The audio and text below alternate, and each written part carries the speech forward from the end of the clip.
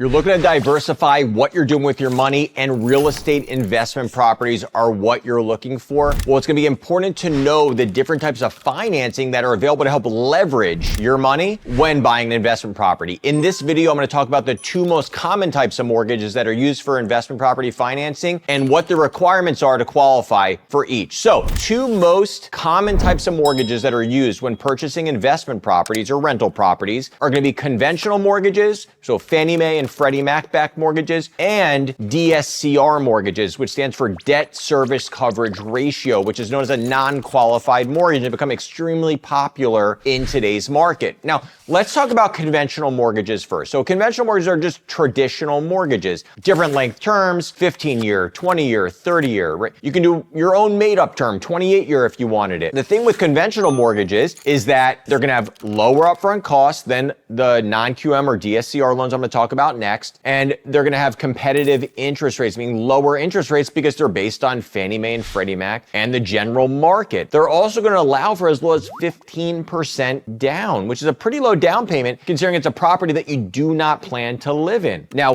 a DSCR mortgage, on the other hand, debt service coverage ratio, is completely different. A DSCR mortgage is going to have higher origination costs, anywhere from 1% to 4%, meaning costs to actually obtain the mortgage charged directly by the lender. They're also going to have higher interest rates. The interest rates on these types of loans are typically 2 to 3% higher than that of a conventional mortgage. The benefit to a DSCR loan versus a conventional or traditional mortgage is that with a DSCR loan, we do not have to verify, or the lender doesn't have to verify, your income or your employment. It's strictly based on the property you're buying. However, the minimum down payment for these types of loans is 5% higher than that of a conventional. You'd have to put at least 20% down when using a DSCR mortgage. Now, let me explain what DSCR actually means. So debt service coverage ratio. So on average, a DSCR loan is going to mean that your monthly payment for the property is equal to the rent, or I should say the rent for that property is equal to or greater than what the monthly payment will be. So let's just say that the proposed monthly payment for a specific property is $3,000. Well, as long as the projected market rent as determined by an appraiser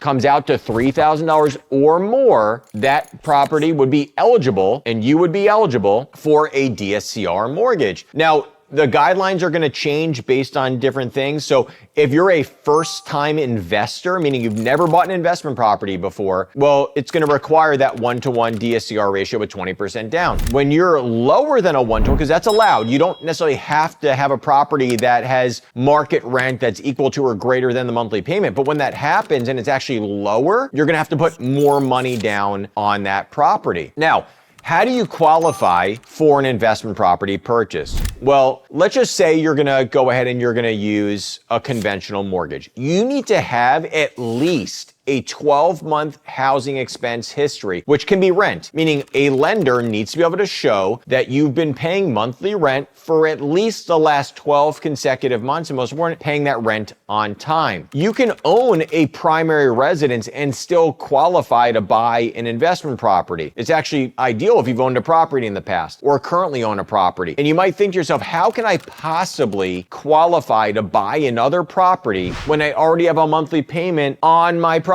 Well, this is a cool thing about buying an investment property. The lender can actually utilize 75% of the projected market rent as determined by the appraisal to offset the new payment on the property. So let's just say you're a first-time investor and you're buying, let's use the $3,000 number because it's easy. The monthly projected payment on the property you're buying is $3,000 a month. The appraiser does the appraisal, looks at market rent for similar homes like the ones you're buying, and determines that market rent for the property you're buying is $4,000. Well, 75% of $4,000 is $3,000 in this example, which is equal to what we're saying the projected payment would be. So it's a wash. So you're buying the property, but it's like you're not even incurring any new debt in the eyes of the lender, and therefore your debt to income ratio, like I've talked about in other videos, does not change. Now, if you've owned investment properties in the past, so you have a landlord history, landlord experience of at least a year, you can actually use any surplus above that 75% number. So let's just say that the market rent was $5,000. We can go beyond offsetting the $3,000 monthly payment. Whatever surplus surplus there is can actually go toward qualifying, and now you have more positive income on that property. So not only is it not like you're adding debt, you're actually adding income and making it even easier to qualify for the property. Now, at the end of the day, it actually may be easier to qualify for an investment property mortgage than you might have thought before watching this video. So leave a comment below if you're looking to buy an investment property in the future, and subscribe for more mortgage and real estate information.